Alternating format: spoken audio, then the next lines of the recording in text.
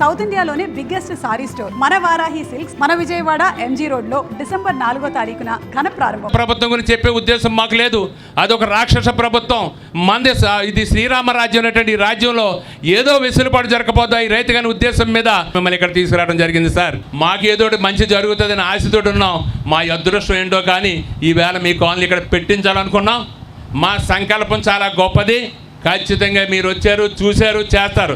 మేము అక్టోబర్ 3న నిరాహార దీక్ష చేద్దామని సిద్ధమైతే మీరు ట్విట్టర్లోనూ వాట్సాప్లోనూ ఒక ఇన్స్టాగ్రామ్లో పోస్ట్ పెట్టారు.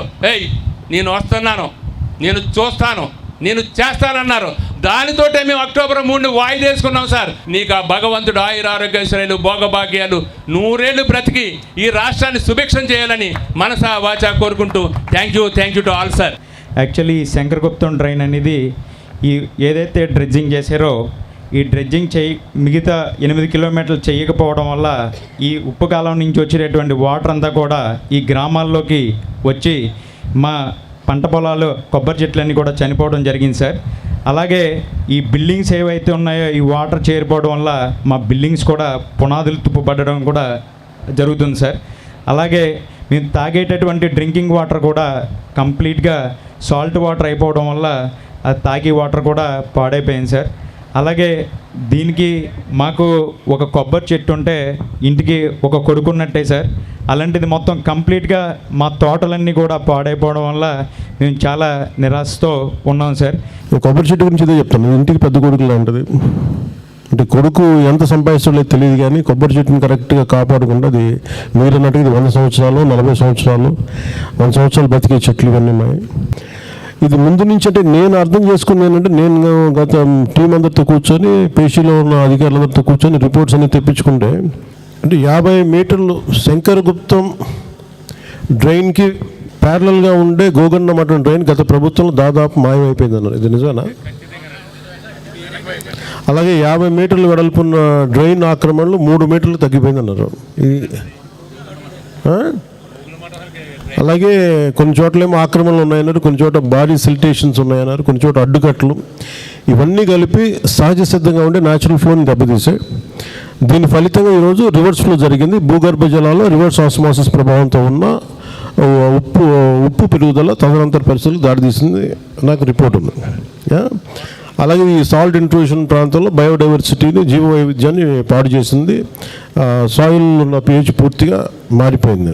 ఇది కోనసీమ దానికే కాదు టోటల్గా తీర ప్రాంతానికి ఇది ఒక ముప్పులా ఉందని చెప్తా ఉన్నారు. దీనికి ఒక పర్మనెంట్ సొల్యూషన్ కోనసీమ మీద పెడదాం. అంటే నేను దీన్ని చేసి ఒక రాజుల సమస్య చూడట్లేదు. ఇది కోనసీమకి సంబంధించి ప్రత్యేకించి కొబ్బరి రైతాంగాన్ని ఆదుకోవాలి అనేది ఎందుకంటే మీరు కొబ్బరి లేనిదే అసలు భారతీయ సంస్కృతి లేదు. కొబ్బరి కొట్టంది ఏ పని చేయం మనం. మీతో ఇంకొక మీటింగ్ పెట్టుకుంటాను నేను కరెక్ట్గా అది డిసెంబర్లో 2nd వీక్లో పెట్టండి. మళ్ళీ ఒకసారి రాసుకున్నది మేమండి. ఎందుకు ప్రత్యేకంగా చెప్తున్నానంటే నేను మిమ్మల్ని మభ్యపెట్టేసి రాత్రికి రాత్రి మొత్తం కొబ్బరి చెట్లు తీసేసి మొత్తం ఫ్రెష్గా రేపు ఎల్లుండి కల్లా మొత్తం కొబ్బరి చెట్లు వచ్చేస్తాయి అలాంటి అబద్ధపు మాటలు చెప్పడానికి నేను ఎందుకంటే జెన్జీ సరికొత్త తరం వాళ్ళు మారుతూ ఉన్నారు. ఎందుకంటే మీరు ఇంత కష్టపడ్డా మీరు ఇంట్లో మీరందరూ ఇంత పెద్దలు మీరందరూ కష్టపడ్డా మీ ఇంట్లో బిడ్డల కోసం మీరు అందరూ 20 ఏళ్ళు 20 ఏళ్ళ పైన బిడ్డలే ఉంటారు. సో వాళ్ళ కోసం మీరెంత తపన పడుతున్నారో నేను అంతే తపన పడుతున్నాను. ఈరోజు నేను మీకు ఒకే మాట చెప్పడానికి వచ్చాను, మీకు అండగా ఉన్నానని చెప్పడానికి వచ్చాను. ఒక 45 రోజులు పండుగ పోయింది వచ్చి వెళ్ళిన తర్వాత కోనసీమ రైతాంగం సంబంధించి నేను ఒక ప్రత్యేక ప్రణాళికతో వచ్చి సాధ్య అసాధ్యాలు మీతో అన్ని తెలియజేసి ఏది ముందు ఇమీడియట్ మెషర్స్ ఏమి ఇస్తే రిలీఫ్ ఉంటుంది మీకు.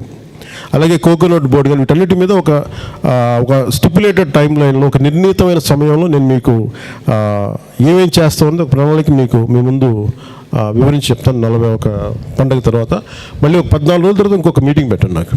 దేనికి అంటే ఏమేమి ఉన్నాయి ఆక్రమణలు వీటన్నిటి మీద ఒక సమగ్రమైన. ఎందుకంటే మన దగ్గర ఏదో ఈరోజు వచ్చాను చూశాను వెళ్ళిపోయాను నాకు వీటి మీద వద్దు నాకు.